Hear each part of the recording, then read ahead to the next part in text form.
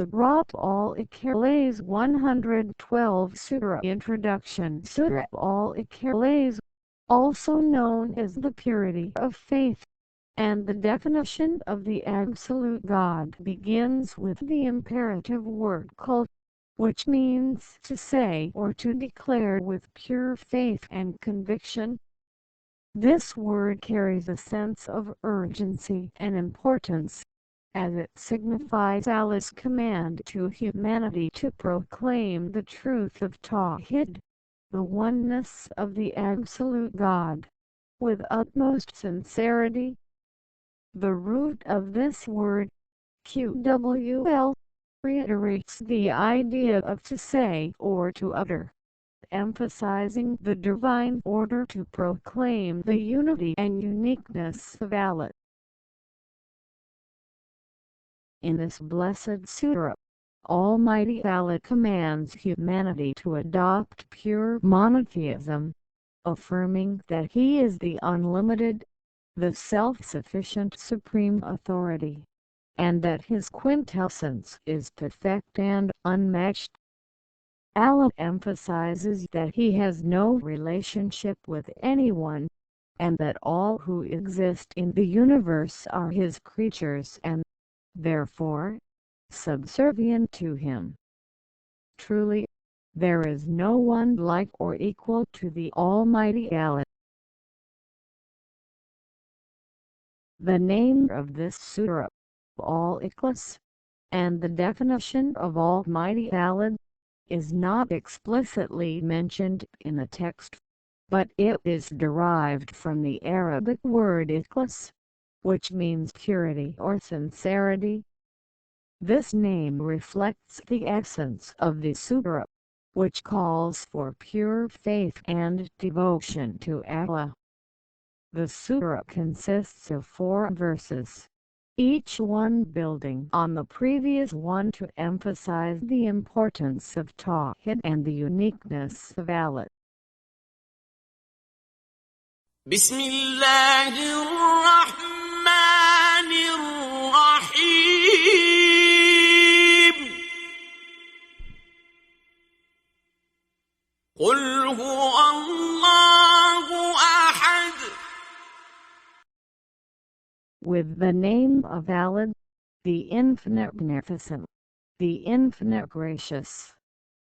Say, He is Allah, who is unlimited. 112:1. Allahu Samad. Allah, the self-sufficient supreme authority. 112:2. Lam yalid wa lam yulad. He neither begot any, nor was he begotten. 112:3. وَلَمْ يَكُنْ لَهُ كُفُوًا أَحَدٌ. Nor is there to him any comparison. 112:4. Islamic, a complete way of life is formulated, in which people perform all their activities and make sacrifices absolutely and only for the absolute God, hoping always to be nearer the truth and facts. This way of life strengthens bonds of love, brotherhood, mutual sympathy and care between all beings and human hearts. For when we speak of liberation from complete submission to these feelings, we are by no means suggesting that people should despise or hate them or escape from practicing them. Instead, they arise from the creative hand of Almighty Allah and they all owe their existence to Him. They are a gift to us from Almighty Allah who loves us and whom we love. Therefore, they deserve our love. For the sake of all this, the first address the Islamic message made was devoted to the establishment of the reality of the absolute God's oneness in people's hearts and minds. In this form, the Islamic message is seen by the soul, heart and mind as a full explanation of human existence, the way of life, and not merely a spoken word or an inner belief. It is life in its entirety and religion in its totality. Whatever details are later put in place are no more than the natural fruits of its establishment in people's hearts and minds. Theme with commentary. The statement "He is the absolute God, the one who is unlimited." Verse 1 is an affirmation of Allah's unity and uniqueness, signifying that He is the eternal, the absolute supreme authority. Verse 2, who exists beyond the constraints of time and space. This means that He is not limited by anything, and His existence is not subject to the limitations that apply to created beings. Furthermore, Allah clarifies in verses 3 to 4 that He begets none, nor is He begotten, and there is nothing that could be compared to Him. This assertion emphasizes the fact that Allah is unlike anything in creation and cannot be likened to anything that exists. He is the source of all creation and the ultimate authority that governs all that exists, without being subject to any external influence or control. The Qur'an repeatedly emphasizes these points in various verses to reinforce the message of Tawhid and to clarify any misconceptions that may arise from human limitations in understanding the divine. By doing so, the Qur'an provides a comprehensive and detailed explanation of Allah's nature, ensuring that believers have a clear and accurate understanding of His unity and uniqueness.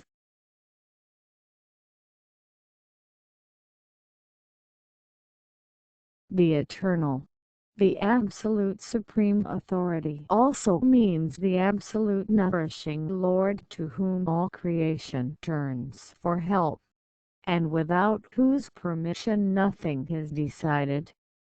This phrase signifies that Allah is the ultimate source of sustenance and guidance for all creation, and that He alone has the power to provide aid and support.